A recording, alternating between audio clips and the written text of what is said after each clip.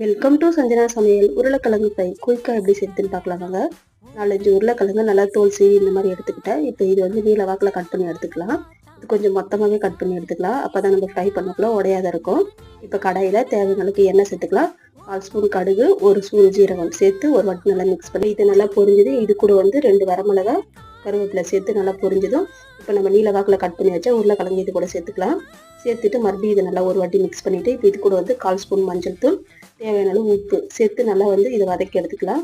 இப்போ வந்து நம்ம மூடி போட்டு ஒரு 5 நிமிஷம் நல்லா வதக்கி எடுத்துக்கலாம். இப்போ நல்லா இந்த அளவுக்கு நல்லா வதக்கி வந்தோடனே இப்போ இது கூட வந்து 1/2 ஸ்பூன் காஷ்மீரி மிளகாய் தூள், 1/2 ஸ்பூன் கரம் மசாலா, 1/4 ஸ்பூன் பெருங்காய பொடி இதெல்லாம் சேர்த்து நல்லா மறுபடியும் ஒரு வாட்டி நல்லா மிக்ஸ் பண்ணிவிட்டு ஒரு 5 நிமிஷம் நல்லா வதக்கி எடுத்துக்கலாம். இப்போ இந்த அளவுக்கு நல்லா வதங்கி வந்தோடனே இது கூட வந்து நம்ம மல்லி இலை மட்டும் தூவி இறக்கணும். நம்ம உருளைக்கிழங்கு ஃப்ரை சூப்பராக ரெடி ஆகிடும்.